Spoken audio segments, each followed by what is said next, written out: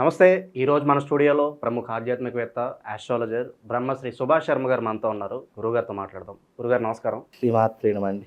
గురుగారు, మార్చి నెల 2025 మీనరాశి వారికి ఎలా ఉండబోతుంది? ఎలాంటి రెమెడీస్ చేసుకోవడం ద్వారా మంచి ఫలితాలు ఉంటాయంటారు? తప్పకుండా తెలియజేస్తాను. ముందుగా ప్రేక్షకులందరికీ శ్రీమాత్రే నమః, శ్రీ గురుభ్యో నమః. నమో దేవ్యై మహాదేవ్యై శివాయై సతతం నమః. నమ ప్రకృత్యై భద్రాయై నిహతాం ప్రణతాస్మిత. మీనరాశి వారికి ఈ రాబోయేటటువంటి మాసము చాలా గడ్డు కాలము అని చెప్పుకోవచ్చు. ఎందుకంటే మీనరాశిలోనే ఈ యొక్క మార్చి నెలలో షష్టగ్రహ కూటమి ఏర్పడబోతుంది. ఈ షష్టగ్రహ కూటమి కారణం చేత మీనరాశి వారికి కొన్ని ఒడిదుడుకులు ఎదురయ్యేటటువంటి అవకాశం ఏర్పడుతుంది. అలాగే ఆర్థికపరమైనటువంటి ఇబ్బందులు, శారీరక మానసిక ఇబ్బందులు ఎక్కువగా ఏర్పడేటటువంటి అవకాశాలు వాళ్ళ జీవితంలో ఏర్పడతాయి. కనుక ఎందుకు ఈ రకంగా జరుగుతుందంటే మీనరాశిలోని షష్టగ్రహ కూటమి ప్రభావం చేత 6 గ్రహాలు మీనరాశిలో సంచరించడం చేత దీని యొక్క ప్రభావం ఇంపాక్ట్ అనేటటువంటిది మీనరాశి వారిపైనే కాదు, మీనరాశి నుంచి కొన్ని మిగతా రాశుల వారి మీద కూడా ప్రభావం చూపిస్తున్నాయి. ఎందుకంటే గ్రహ ప్రభావం ఎట్లా ఉంటుంది అంటే కేవలం తానున్న రాశే కాదు, తాను యొక్క దృష్టి చూపుతోటి కూడా కొన్ని రాశుల మీద ప్రభావం పడడం జరుగుతుంది. కాబట్టి మీనరాశి వారు ఈ నెల కాస్త జాగ్రత్తగా ఉండాలి. ఈ నెల కాదు, ఈ సంవత్సరం అంతా కూడా జాగ్రత్తగా ఉండాలని చెప్పుకోవాలి. అలాగే మీనరాశి వారికి ముఖ్యంగా ఏర్పడేటటువంటివి ఏమిటి అంటే శత్రు బాధలు ఎక్కువగా ఏర్పడతాయి. అంటే మిత్రులైనటువంటి వారు కూడా శత్రువులుగా ఏర్పడుతూ ఉంటారు. ఆ పరిస్థితులు అలా రాబోతుంది. అంటే మనం మంచిగా ఉన్నా కూడా ఏమవుతుందంటే కొన్ని సందర్భాల్లో మనం మంచి చేద్దామనుకుంటే అబ్బా అనవసరంగా మంచి చేశారంటే ఆయన తర్వాత పశ్చాత్తాపడతాం. అలాంటి పరిస్థితులు ఏర్పడతాయి. అలాగే ఖర్చులు విపరీతంగా అయిపోతాయండి. ఎంత సంపాదిస్తే అంత ఖర్చులు అయిపోతూ ఉంటాయి. మానసిక ప్రశాంతత ఉండదు. ఒకవేళ డబ్బులు ఉన్నప్పటికీ అరే ఆస్తులున్నాయి, అంతస్తులున్నాయి, కోట్లున్నాయి అని అనుకున్నా ప్రశాంతత ఉండదు. వీలైనంత వరకు వాళ్ళు ఎక్కువగా డబ్బు విషయంలో ఇబ్బందులు సతమతమైపోతూ ఉంటారు. అలాగే కుటుంబంలో కలతలు, భార్యాభర్తల మధ్య వియోగం ఏర్పడము, లేదా చీటికి మాటికి గొడవలు రావడము, నానా రకాలైనటువంటి ఇబ్బందులు పడడము, అయిన వాళ్ళే శత్రువులుగా మారిపోతూ ఉంటారు. అంటే ఈరోజు మీతో నేను సాన్నిహిత్యంగా ఉన్నానండి, చాలా ప్రేమగా ఉన్నాను, చాలా స్నేహంగా ఉన్నాను. అలాంటిది నేనే ఒక్కొక్కసారి మీకు రివర్స్ అవ్వవచ్చు, లేదు అంటే మీ మీద కోప్పడవచ్చు, మీ మీద చాడీలు చెప్పవచ్చు. ఇలా అనేక రకాలైన సందర్భాల్లో కొన్ని అవాంతరాలు ఏర్పడతాయి. అలాగే ఆరోగ్య భంగం ఏర్పడుతుంది. అంటే ఎంత దృఢంగా ఉన్నటువంటి వ్యక్తి, ఎంత ఆరోగ్యంగా ఉన్నటువంటి వ్యక్తి అయినా సరే కొన్ని సందర్భాల్లో ఈ యొక్క శారీరకమైనటువంటి ఇబ్బందులు, విషజ్వరాలు రావడము, లేదు అనంటే కనుక లోపల ఉన్నటువంటి వ్యాధులు బయటపడడము, లేదంటే యాక్సిడెంట్లు కావడము, ఇలాంటివి కొన్ని జరుగుతుంటాయి. ఈ నెల కాదు, ఈ సంవత్సరం అంతా మీనరాశి వారు చాలా జాగ్రత్తగా ఉండాలి. దైవారాధన చేసుకునే ప్రయత్నం చేయండి. ఎందుకంటే కొన్ని ఆపదలు, గండాలు తొలగించేటటువంటి వాడు ప్రపంచంలో, సృష్టిలో దైవం మాత్రమే. కాబట్టి మన జాతకం కొంచెం బాగా లేనప్పుడు, ఎందుకంటే మన జాతకం బాగా లేకపోతే అరటిపండు తిన్నా పన్ను ఇరుగుతుంది అని అంటుంటారు సామెత. అంటే మనం జాతకం బాగాలేదు, ఎంత మంచి చేద్దామనుకున్నా చెడే ఎదురవుతుంది తప్ప మంచి అని ఎవరైతే అనరు. కనుక అలా కొన్ని విషయాలు జాగ్రత్తగా ఉంటే సరిపోతుందండి. గురుగారు, మరి విద్యార్థుల పరిస్థితి ఏంటి? మార్చి నెల ఎగ్జామ్ సీజన్, అలాగే విదేశ ప్రయత్నాలు చేస్తూ ఉంటారు. విద్యార్థుల పరిస్థితి ఎలా ఉండబోతుంది? విద్యార్థుల పరిస్థితి అనుకుంటే కనుక విద్యార్థులకు మంచి ఫలితాలే ఉంటాయి. ఎందుకంటే అది చదువుతో ముడిపడి ఉన్నటువంటి వ్యవహారం కాబట్టి విద్యార్థులకు సత్ఫలితాలు ఉంటాయి. కాకపోతే కాన్సన్ట్రేషన్ పెట్టాలి, అనవసరమైనటువంటి విషయాలు కలగజేసి. ఎందుకంటే మీనరాశిలో శని సంచారం కూడా ప్రారంభమవుతుంది. ఏలినాటి శని ప్రభావం కూడా మీనరాశికి ఉంది. అలాంటిది ఇప్పుడు శని భగవానుడు మార్చి 29వ తారీఖు రోజున మీనరాశిలోకి అడుగు పెడుతున్నాడు. అలాంటి సందర్భాల్లో ఏమవుతుంది అని అంటే మీనరాశి వారికి చెడు ఆలోచనలు ఎక్కువగా వస్తాయి. అరే మనం మంచి దేవాలయానికి వెళదాము అని అనుకున్న సందర్భాల్లో ఇతరుల వాళ్ళు వచ్చేసి పబ్బులకు, పార్టీలకు తీసుకొని వెళ్తారు. అంటే చెడు వ్యసనాలు అనేటటువంటివి ప్రారంభమవుతూ ఉంటాయి.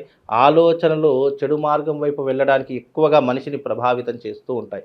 కాబట్టి అలాంటి సందర్భాల్లో సృష్టిలో ఎప్పుడైనా గుర్తుపెట్టుకోండి, భగవంతుడు నీకు ఆలోచించే శక్తిని ఇచ్చాడు.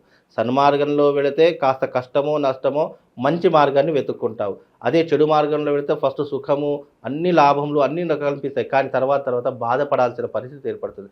కనుక ఏది మంచి మార్గమో వాళ్ళే ఎంచుకోవాలి. ఎందుకంటే మనం జాతక ప్రభావం నువ్వు అది చేయి, ఇది చేయంటే మీనరాశి వారు చేయరు. ఎందుకంటే మీనరాశి వారు చాలా మొండి వాళ్ళని చెప్పొచ్చు. వాళ్ళు అనుకుందే చేస్తారు. ఇప్పుడు మీ ముందర నేను నాయన ఇట్లా కాదురా, అట్లా రా, అట్లా అని చెప్పాను అనుకోండి, సరే అండి అని బయట గేట్ దాటాడా మళ్ళీ వాని పరిస్థితి వారికి ఉంటుంది. కాబట్టి అందుకే మీనరాశి వాళ్ళు తనంతట తానే మార్చుకోవాలి తప్ప ఇతరులు చెప్తే వినరు. కనుక మీనరాశి వారు కాస్త జాగ్రత్తగా ఉండే ప్రయత్నం, జాగ్రత్తగా ఎందుకు ఉండమని చెప్తాము, అరే భవిష్యత్తులో ఇలాంటి ఆ సూచనలు జరిగే అవకాశాలను, చెడు మార్గం వైపు వెళ్ళొద్దు, అలా వెళితే కనుక నీ జీవితం మీ భవిష్యత్తు నాశనం అయిపోతుందని చెప్తాము. వింటే మంచిది, వినకపోతే ముళ్ళ కంపలో వెళ్ళి పడతారు. కాబట్టి వీళ్ళంతా జాగ్రత్తగా ఉండే ప్రయత్నం చేసుకుని, విద్యార్థులు మాత్రం కష్టపడితే గనక ఫలితాలు వస్తాయి. లేదు అంటే చాలా కష్టతరంగా మారిపోతుంది. మీకు ఉన్నటువంటి ఆలోచన శక్తి వేరే వైపు డైవర్ట్ అయిపోయి మిమ్మల్నే కాదు మీ కుటుంబాన్ని కూడా నాశనం చేస్తుంది. కాబట్టి కాస్త జాగ్రత్తగా ఉండే ప్రయత్నం చేయాలి. గురుగారు పెట్టుబడుల పరంగా ₹1 దాచుకుంటే బెటరా, లేదంటే దేనిలో ఇన్వెస్ట్ చేస్తే బెటరా? పెట్టుబడుల ప్రకారం మీనరాశి వారికి ఇప్పుడున్నటువంటి స్థితిలో గనక కాస్త జాగ్రత్తగా ఉండాలి. సరే ఏదైనా ఇప్పుడు జీవితంలో ఎట్లా ఉంటుందంటే పెట్టుబడులు పెట్టేటటువంటి సందర్భం వచ్చినప్పుడు 1కి 10 సార్లు ఆలోచన చేసి పెట్టుబడులు పెట్టాలి. ఎందుకంటే మనిషి బ్రతకడానికి డబ్బు చాలా అవసరం. అలాంటి డబ్బు మనము అయ్యో జాతకం బాగాలేదని చెప్పి ఇంట్లో కూర్చుంటే ఏమీ రాదు. కాకపోతే కొన్నిసార్లు ధైర్యం చేయాలి. అది దేంట్లో పెట్టుబడులు పెడుతున్నారో అది 1కి 10 సార్లు సలహాలు సూచనలు తీసుకోవాలి.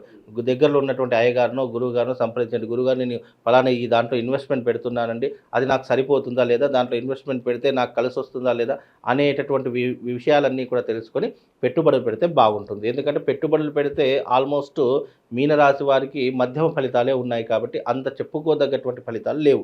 కనుక కాస్త జాగ్రత్తగా ఉండి పెట్టుబడులు పెడితే కనుక 1కి 10 సార్లు ఆలోచన, పెద్దవాళ్ళ సలహాలు సూచనలు అన్నీ కూడా నిర్ణయం తీసుకొని పెట్టుబడులు పెడితే బాగుంటుంది. లేదు పెట్టుబడులు పెట్టకపోయినా కూడా పెద్ద నష్టం ఏమీ ఏర్పడదు వాళ్ళకు. శుభకార్యాలు జరగడానికి ఏదైనా ఆస్కారం కనిపిస్తున్నా గురుగారు? ఏ జాతకుడికైనా సరే ఖర్చులు అధికమవుతున్నాయంటే ముఖ్యంగా శుభకార్యాల వల్ల జరుగుతాయి, లేదు అంటే పెళ్ళిళ్ళు గృహప్రవేశాల వల్ల జరుగుతాయి, ప్రాపర్టీస్ కొనడం వల్ల జరుగుతాయి. ఇలాంటి కొన్ని అంటే అదృష్టం కొన్ని రకాలుగా ఉంటే దురదృష్టం ఎక్కువ రకాలుగా ఉంటుంది. కాబట్టి వీళ్ళకి ఏంటంటే అదృష్టం కొన్ని రకాలుగానే ఉంటుంది, దురదృష్టం ఎక్కువ రకాలుగా ఉంటుంది. కాబట్టి వీళ్ళు ఈ సంవత్సరం ఖర్చులు అధికంగానే పెట్టేటటువంటి అవకాశం ఉంటుంది. అలాగే సమాజంలో కొంతవరకు ఎదురు దెబ్బలు ఎదుర్కొనేటటువంటి సమస్యలు కూడా ఏర్పడుతూ ఉంటాయి. ఎన్ని పనులు చేసినప్పటికీ కూడా కొన్నిసార్లు మానసిక ఒత్తిడిని ఎదుర్కొనేటువంటి పరిస్థితులు ఏర్పడతాయి. శుభకార్యాలు అయితే తప్పకుండా చేస్తారండి. నిరుద్యోగుల పరిస్థితి ఏంటి గురుగారు? ఎప్పటి నుంచో ఉద్యోగం కోసం ఎదురు చూస్తున్న వారికి ఏదైనా గుడ్ న్యూస్ ఉందా మరి మార్చిలో? ఆఫ్టర్ ఉగాది తర్వాత వీళ్ళకు మంచి సత్ఫలితాలు ఏర్పడతాయి. ఎందుకంటే మీనరాశి నుంచి ఒక్కొక్క గ్రహం ఎలా అయితే బయటపడుతుందో అప్పుడు వాళ్ళకు అలా మంచి పనులు అనేటువంటివి జరుగుతుంటాయి. ఉద్యోగం లేని వాళ్ళకి ఉద్యోగము, ఆర్థిక పరిస్థితి బాగాలేని ఆర్థిక పరిస్థితులు, అలాగే వివాహం కానటువంటి వారికి వివాహం, సంతానం లేనటువంటి వారికి సంతానం, ఇలా అన్ని విషయాల్లో ఆ గ్రహకూటం ఎప్పుడైతే ఏర్పడుతుందో యుద్ధ వాతావరణం ఏర్పడుతుంది. ఎందుకంటే 5గురు ఒకే చోట కలిసినప్పుడు ఒకరు మంచి అంటారు, ఒకరు చెడు అంటారు, ఒకరు సమానంగా మాట్లాడతారు. ఒక చోట 5గురు ఉంటేనే ఇన్ని రకాలుగా మాట్లాడతారు. అలాంటి ప్లానెటరీ పొజిషన్లో 6 గ్రహాలు ఒకే స్థానంలో ఉన్నప్పుడు అవి కొంతమందికి మంచి చేస్తాయి, కొంతమందికి చెడు చేస్తాయి, కొంతమందికి సమాంతరం అంటే ఏమీ చేయకుండా న్యూట్రల్లో ఉంటాయి. అలా గ్రహాల యొక్క ప్రభావితం ఉంటుంది. కాబట్టి మీనరాశి వారికి కొన్ని సత్ఫలితాలు ఉన్నాయి, అలాగే కొన్ని చెడు రకాలైనటువంటి ఫలితాలు కూడా ఉన్నాయి. అవి నేచర్ని బట్టి ఫలితాలను ఎలా ఉంటాయి అనేటటువంటి కర్మను బట్టి అవి ఆ మనిషి మీద అలా ప్రయోగింపబడతాయి. కనుక కొంతవరకు బాగానే ఉంది అని చెప్పుకోవచ్చు. పూర్తిగా భయపడాల్సిన పని లేదు. ఎందుకంటే భగవంతుడు మనకు అనేక రకాలైనటువంటి మార్గాలు ఇచ్చాడు. ఏంటి, రేపు నాకు చెడు జరుగుతుంది అనుకున్న సమయంలో ఈరోజు ఏం చేస్తే బాగుంటుంది అనేటటువంటి తెలివితేటలు మనిషికి ఇచ్చారు. దాన్ని పదునుగా పెట్టి రేపు జరగబోయేటటువంటి అవాంతరాన్ని ఎదుర్కొనేటటువంటి పరిస్థితి మనకున్నప్పుడు ఏ రాశి వారైనా ధైర్యంగా ఉంటారు. ధైర్యే సాహసే లక్ష్మి. నువ్వు ధైర్యంగా ఉంటే అదే నిన్ను రక్షిస్తుంది అని తెలుసుకోవాలి. మీనరాశి వారికి కొంత ఇబ్బంది ఉంది, కొంత మంచి కూడా జరుగుతుంది. విదేశాలకు వెళ్ళేటటువంటి వారు కూడా మంచి విదేశీ ప్రయాణం పెట్టుకోవాలి. ఎందుకంటే జాతకంలో శని ఏర్పడినప్పుడు తప్పకుండా స్థానచలనం కలిగేటటువంటి అవకాశం ఉంటుంది. కాబట్టి రాజకీయ నాయకులకు కూడా, ముఖ్యంగా రాజకీయ నాయకులకు, సినిమా ఇండస్ట్రీ వాళ్లకు కొంచెం గడ్డు కాలం అని చెప్పుకోవచ్చు. అవకాశాలు రావు, ఒకవేళ వచ్చినా కూడా అవి నిలబడతాయో లేదో గ్యారంటీ లేదు. కాంట్రవర్సీలు ఎక్కువ 100% కాంట్రవర్సీలు ఎక్కువ ఇరుక్కునేటటువంటి పరిస్థితులు ఏర్పడతాయి. మధ్యంతర ఎన్నికలు వచ్చే అవకాశం ఏర్పడుతుంది. లేదా ఎమ్మెల్యేలు కానీ ఎంపీలు కానీ ఒక పార్టీ నుంచి మరో పార్టీకి జంప్ అయ్యేటటువంటి అవకాశాలు ఏర్పడతాయి. ఆల్మోస్ట్ ఇప్పుడు టీఆర్ఎస్ నుంచి కాంగ్రెస్లోకి చాలామంది జంప్ అవుతున్నారని చెప్పేసి వినికిడులు వినిపిస్తున్నాయి. అది ఈ ఉగాది తర్వాత అది ఇంకా బలంగా జరిగేటటువంటి, నేను గతంలోనే చెప్పాను, రాష్ట్ర రాజకీయ భవిష్యత్తులో పెను మార్పులు సంభవిస్తాయి అని. అలాగే ఇప్పుడు సంభవించేటటువంటి అవకాశాలు కూడా కనిపిస్తాయి. అది రాబోయేటటువంటి కాలంలో అందరికీ తెలుస్తుందండి. గురుగారు, ఇంకా మెరుగైన ఫలితాలు పొందడానికి మీనరాశి వారికి మంచి రెమెడీస్ ఏదైనా ఉంటే తెలియజేయండి. మీనరాశి వారికి మంచి రెమెడీ అంటే శివ స్ఫటికలింగం అని చెప్పి ఒకటి దొరుకుతుందండి. ఆ శివశక్తి స్ఫటికలింగం అనేటటువంటిది గనక వాళ్ళు ప్రతినిత్యం ఆరాధన చేసుకుంటే తప్పకుండా వాళ్లకు పరమేశ్వరుడి యొక్క అనుగ్రహం వల్ల రాబోయేటటువంటి అవాంతరాలు, ఇబ్బందులు తొలగిపోయేటటువంటి అవకాశము వాళ్ళ జీవితంలో ఏర్పడుతుంది. శివశక్తి స్ఫటికం చాలామంది ఫోన్ చేసి అడుగుతున్నారు, గురుగారు శివలింగం అంటే కామెంట్స్లో కూడా తెలుసు మనం అడుగుతున్నారు అవును. గురుగారు ఎలా అది తీసుకోవాలి చూపిస్తాను ఒకసారి మీ అందరికీ నేను. శివశక్తి అంటే అర్థం ఏంటి అంటే గనక, ఇది శివశక్తి లింగము, ఇది ప్యూర్ స్ఫటిక లింగము. ఈ స్ఫటిక లింగం ఎలా ఉంటుంది అంటే, ఈ పైన ఏదైతే శ్రీచక్ర ఆకారంలో ఉంటుందో ఇది శక్తి లింగము అని పిలుస్తారు. శక్తి అంటే అమ్మవారిని ఏ రకంగా కొలుస్తాము? శ్రీచక్ర రూపంగా కొలుస్తాము. అలాంటి శ్రీచక్ర స్వరూపం ఉన్నటువంటి లింగమే శివశక్తి స్వరూపము. ఈ శివశక్తి లింగాన్ని ప్రతి ఒక్క మీనరాశి వారు తప్పకుండా ప్రతి నిత్యము ఆరాధన చేసి పూజ చేసి పెట్టుకుంటే గనక మీకున్నటువంటి ఇబ్బందులు, అవాంతరాలు తొలగిపోతాయి. కాబట్టి ఈ శివశక్తి లింగాన్ని మీరు పెట్టుకోండి. అలాగే మీ ఇంట్లో పూజ చేసుకోండి. వీలైనంత వరకు ధ్యానం చేసుకునే ప్రయత్నం చేయండి. ఎందుకంటే రాబోయేటటువంటి షష్టగ్రహ కూటమి మీనరాశి వారికి ఎన్నో రకాలైనటువంటి అవాంతరాలు ఏర్పడేటటువంటి ప్రభావం ఏర్పడుతుంది. వాటి నుంచి రక్షించేవాడు ఎవరైనా ఉన్నారంటే ముల్లోకాల్లో అది పరమశివుడు మాత్రమే. కనుక ఈ శివారాధన చేసుకొని మీ జీవితాన్ని, మీ యొక్క అదృష్టాన్ని మీరు మార్చుకునేటటువంటి ప్రయత్నం చేసుకోండి.